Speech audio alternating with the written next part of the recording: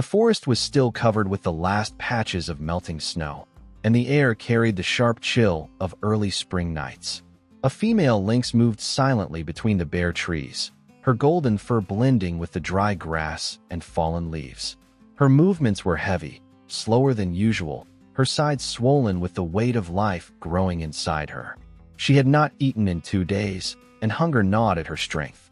Each step was a struggle, but her sharp eyes kept scanning the slopes for any sign of prey. She froze. Not far ahead, a snowshoe hare darted from under a log, its white coat a glaring contrast against the brown earth. Instinct surged through her body. With a low crouch, she pushed forward, muscles tightening for the leap. The hare stopped for just a second, listening, and that was enough for her to spring into action. Her body shot forward with a burst of power, paws barely touching the ground. But as she was about to close the distance, a sudden, stabbing pain gripped her belly.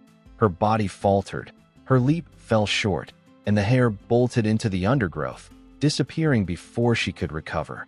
The lynx crouched low, her breathing ragged, eyes wide from the sharp wave of pain. She knew what this meant. The time was close, maybe sooner than she expected.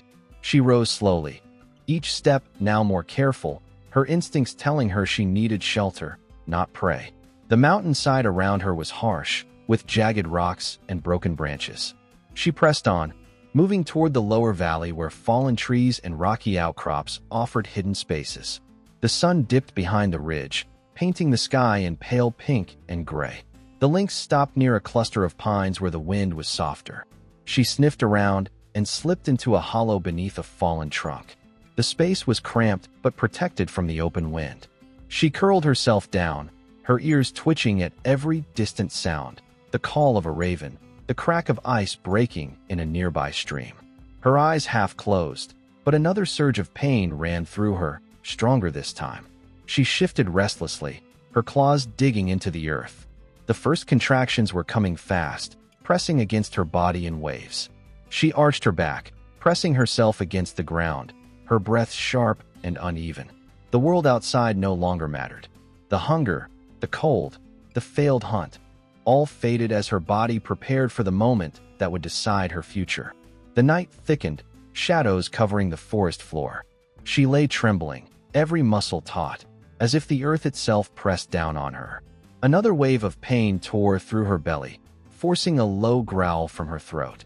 Her paws scraped at the dirt, her tail lashed, and she pressed her head into the ground. The hollow beneath the trunk became her refuge, a cradle of earth and bark. Minutes stretched into what felt like hours. Her sides heaved, her body weakened, yet she fought with the strength that only a mother on the edge of birth could find.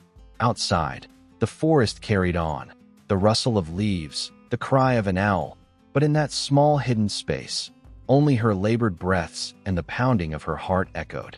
At last, she felt the shift inside her, a push that could not be held back. She let out a strained cry that pierced the still night. Her body convulsed, her claws clenched into the soil, and the first of the new lives inside her began to come forth. She gasped for air, her ears pinned back, her fur damp with sweat. The forest seemed to hold its breath with her. The pain was overwhelming, but she no longer resisted it. She gave in, her body moving with the force of nature itself, knowing there was no turning back. The first cries of life filled the hollow. The lynx lay trembling, her sides heaving as two tiny, blind cubs pressed against her warm belly. Their fur was still damp, their fragile bodies shaking as they sought comfort in her scent and touch. She lowered her head, licking them weakly, her tongue moving with the instinct of a mother who knew she must clean and warm them. The pain in her body had not faded, but the sight of the cubs gave her a moment of relief. The forest around them was silent for a brief time, as if nature itself respected the fragile beginning of new life. Yet the lynx's strength was nearly gone. Her body ached, her breathing was shallow, and every movement cost her more than she could give. She curled around her cubs protectively, her ears twitching at the faintest sound. A twig snapped outside the hollow. Her head jerked up, her golden eyes narrowing. Her ears rotated, straining. The forest was never safe, especially with her body drained from birth. She pulled her cubs closer, her muscles tightening despite the weakness. Another rustle followed, heavier this time. accompanied by the faint crunch of paws against the cold ground. The smell reached her first, a predator. Not far beyond the fallen trunk, a shadow moved, and then a shape emerged. A lean wolf, its ribs visible under its coat, nose lifted to the scent of blood. The lynx forced herself to rise, staggering but standing between the hollow and her cubs. Her body shook, yet her eyes burned with defiance. The wolf lowered its head, teeth flashing in the dim light. Hunger drove it forward, slow but certain. The lynx growled, a low rasp from her throat. She arched her back, ears pinned flat, though her legs wavered beneath her. The wolf circled, sniffing the air, aware of her weakness. It lunged suddenly, testing her resolve. With the last of her strength, she struck, claws slashing across its muzzle. The wolf yelped and recoiled, blood dripping from its nose. But it did not retreat. It snarled, circling again, more cautious this time. The lynx stumbled, her breath ragged. She could hear her cubs crying behind her, small, helpless sounds that pierced her heart. She forced herself forward once more, her paw striking out in desperation. The wolf darted in, its teeth catching her flank. She let out a sharp cry as pain seared through her side. Her body twisted, claws raking across the wolf's shoulder, but the injury was already deep. The fight drained the last of her energy. Blood seeped from the wound, staining her fur. She staggered back toward the cubs, her legs giving out beneath her. The wolf hesitated, ears flicking at a sound in the distance. A shout, faint but growing. Human voices carried on the wind. The lynx collapsed beside her cubs, her body curling instinctively around them. Her eyes fluttered, the world blurring into shadows. The wolf, startled by the voices, turned and vanished into the trees, leaving the hollow in silence again. The cries of the cubs filled the air as she lay still, fighting to remain conscious. Through the haze of pain, she heard footsteps approaching. A beam of light cut through the trees, moving closer.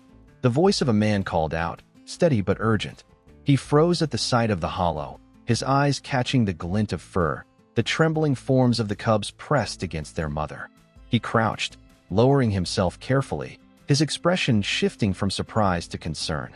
The lynx blinked once, her vision fading. The last thing she saw before darkness claimed her was the figure of the man reaching out, his movements calm but determined. Then the world went silent. John knelt at the hollow, his flashlight trembling slightly in his hand. The sight before him was both heartbreaking and urgent. A female lynx lying weakly on her side, her fur stained with blood, two tiny cubs pressed against her belly, mewling for warmth and milk. He knew every second mattered. He pulled out his radio, voice low but firm. "This is John. I found her. Female lynx, injured, with two newborn cubs. I need backup at Sector 4, East Ridge. Bring a transport crate and medical supplies. Hurry." The radio crackled with a reply, confirming his call. He kept his light steady, speaking softly even though he knew she could barely hear him. "Easy, girl. You're not alone now. We'll get you through this." The lynx's ears twitched faintly, her body shivering as the cubs whimpered. Minutes later, beams of light cut through the trees. Two more rangers approached, carrying a large insulated crate and a set of heavy blankets. They moved slowly, cautious of the mother's instinctive reactions. "She's badly hurt," John said, gesturing to the blood along her flank. "But she's still alert. We need to be careful." One ranger unfolded the blanket, and together they worked to slide it under her body. The lynx stirred weakly, her head lifting, teeth bared in a faint growl. Even near collapse, she tried to shield her cubs. John steadied her with calm words. "I know you don't trust us, but we're here to help. Just hold on." It took several tense minutes, but they managed to lift her onto the blanket and place her inside the crate. The cubs cried, their tiny voices echoing against the wooden hollow. John gently scooped them up, wrapping them in a soft cloth before setting them beside their mother. She shifted at the touch, her body tensing, but she lacked the strength to resist. The trek back to the vehicle was grueling. The ground was uneven, roots and rocks slowing every step. The cubs squeaked relentlessly, their cries carrying through the night. John held the crate steady, whispering to keep them calm, though his heart pounded with fear of losing them on the way. At last, they reached the truck. The crate was secured in the back, lined with blankets to keep out the cold. John sat beside it as the engine roared to life, his eyes fixed on the lynx. Her breaths were shallow, uneven. Every few moments she tried to shift, her paw pressing weakly against the side of the crate as if to fight against her confinement. "She's still fighting," John muttered, more to himself than anyone else. "That's good. Don't stop fighting." The drive felt endless. Each bump in the road made the cubs squeal, their fragile bodies huddled close to their mother. John kept adjusting the blankets, tucking them gently, offering warmth with his hands when he could. He checked her wound in the dim light. The bleeding slowed, but far from stable. When they finally pulled into the rescue center, the staff was already waiting. Floodlights lit the entrance as veterinarians rushed forward. The crate was lifted out, and a stretcher was ready. The lynx stirred again, a weak hiss slipping from her throat as strangers surrounded her. Her claws scratched faintly against the crate floor, but she was too weak to resist. "Careful," John urged, walking beside the stretcher. "She's scared and hurt. Keep her cubs close." Inside, the air was sharp with disinfectant. The medical team moved fast, transferring her onto a padded table. The cubs were placed in a small heated box nearby, their tiny cries constant. One of the vets leaned over the lynx, inspecting the gash along her flank. "Deep wound. She's lost a lot of blood," the vet said. "We need to operate immediately." John stood by, his hands clenched. He watched as the team prepared instruments, masks pulled over their faces, gloves snapping into place. The lynx lifted her head once more, eyes clouded but still defiant. She gave a low growl before her strength gave out again, her head dropping heavily against the table. The vet glanced at John. "Stay close. If she makes it, it'll be a long recovery." John nodded, his eyes fixed on her. "She'll make it. She has to." As the first incision was prepared, the room filled with the hum of machines and the sharp rhythm of urgent voices. The battle for her life had begun. The operating room was tense, every movement sharp and deliberate. The wounded lynx lay still under anesthesia, her chest rising and falling slowly, her flank open to reveal the damage left by the wolf's teeth. The veterinary team worked in silence, voices clipped and urgent. John stood behind the glass partition, his hands pressed against the window, watching every second unfold. He could not hear her growls anymore, only the beeping rhythm of the monitors keeping track of her heartbeat. Hours stretched painfully, but at last the surgeon straightened, nodding to the others. The wound was cleaned, sutures carefully tied. The vet glanced up at John. "She's stable, but the recovery will be difficult. Infection is still a risk." Relief washed through him, but it lasted only a moment. From the corner of the room came the thin cries of the cubs. They had been placed in a heated box lined with soft cloths, their eyes still sealed shut. A young technician carefully prepared bottles of milk formula, kneeling beside them. One cub latched weakly, its tiny mouth sucking, but the other turned its head, refusing. Its sides rose and fell unevenly, each breath shallow. John hurried into the adjoining nursery room, leaning over. "What's wrong with that one?" The technician's voice was tight. "He's not breathing properly. We need to act now." Another vet came rushing over, stethoscope already in hand. The room filled with quick instructions. Tiny pads were placed against the cub's chest, his frail body no bigger than a human hand. The vet's brow furrowed. Weak heartbeat. "He's fading." The team scrambled, preparing oxygen tubing small enough for his fragile nose. John watched, his fists clenching at his sides. The cub let out a faint squeak, then nothing. Silence fell for a second that felt like forever. "Come on, little one," John whispered, voice trembling. "Don't give up now." The vet gently massaged the cub's chest with 2 fingers, rhythmic and desperate. Another prepared a syringe with a drop of stimulant, carefully injecting the tiniest dose. The oxygen hissed softly as the mask was held in place. For long moments, nothing changed. The cub's body was limp, still. "Should we put him back with the mother?" one of the staff asked. Sometimes the instinct of her warmth can trigger a response. Another shook her head sharply. "Not yet. She's sedated, and if she moves unexpectedly, she could crush him. We need to stabilize him here." The debate crackled in the room, tension hanging heavy. John finally spoke, his voice steady despite his racing heart. "Do whatever it takes, just don't let him go." Minutes passed like hours. The small chest trembled faintly, then stopped. The vet pressed harder, their voice low but firm. Stay with me. Just one breath." The room was silent except for the hiss of oxygen and the pounding of everyone's hearts. Then, a twitch. The cub's paw flexed, claws no bigger than a thorn. His chest rose suddenly, air rushing in with a tiny gasp. The room exhaled together, relief breaking the silence. He let out a weak cry, the sound thin but alive. The vet smiled, sweat glistening on her forehead. "He's back. He's breathing." John leaned closer, his throat tight. "That's it, little one. Keep fighting."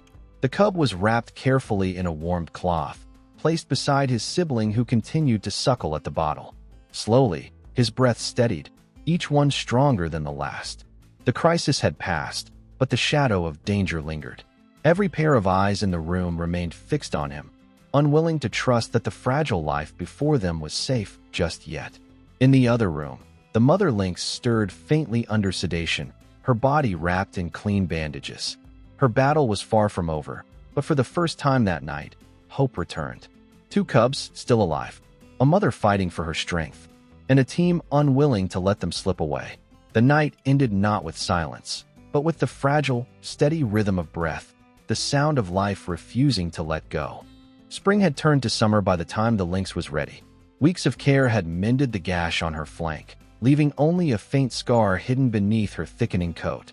Her strength had returned slowly, every day a fight against weakness and fear.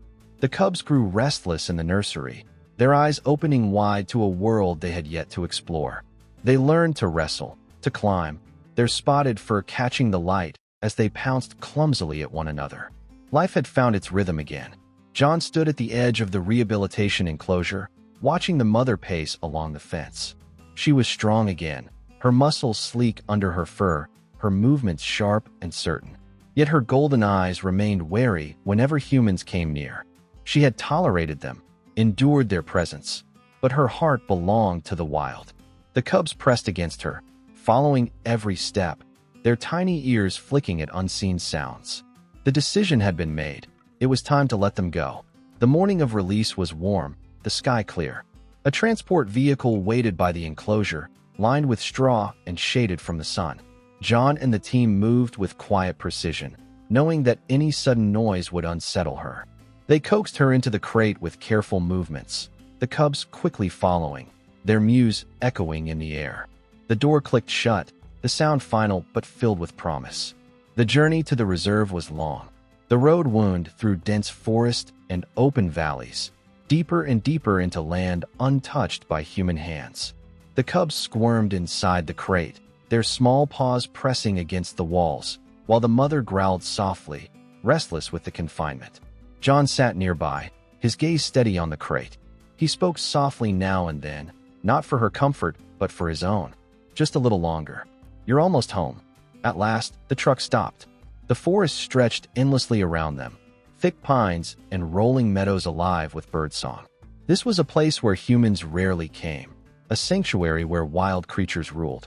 The crate was lifted down and placed gently on the soft grass. The team stood back, their breaths held. John knelt, hand on the latch. His chest tightened.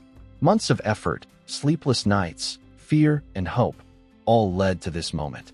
He pulled the latch free and stepped back. For a heartbeat, nothing happened. The crate door swung open slowly, the dark interior holding its silence. Then, with a low growl, the lynx stepped forward. Her body stretched, muscles rippling as her paws touched the earth. She paused, golden eyes sweeping the open space. Her nose lifted, breathing in the sense of freedom. The cubs tumbled after her, blinking at the sunlight, stumbling in the grass before pressing against her legs. She moved cautiously at first, ears flicking, every sense alert.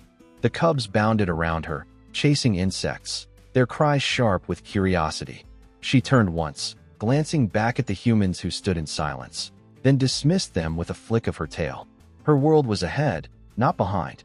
The lynx led her cubs into the tall grass, her form blending into the shifting green. The cubs followed clumsily, their spotted coats vanishing into the wild with her. Soon, only the rustle of leaves marked their passage. The forest reclaimed them, as if they had never left. John let out a breath he hadn't realized he was holding.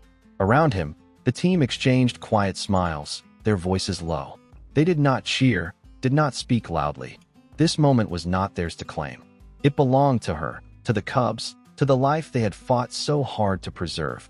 As the sun climbed higher, the clearing grew still again. The truck doors closed, the team preparing to leave.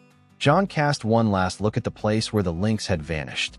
He felt the ache of goodbye, but also the weight of hope. She was strong. The cubs were alive. And somewhere beyond the trees, their story continued without human eyes to witness it.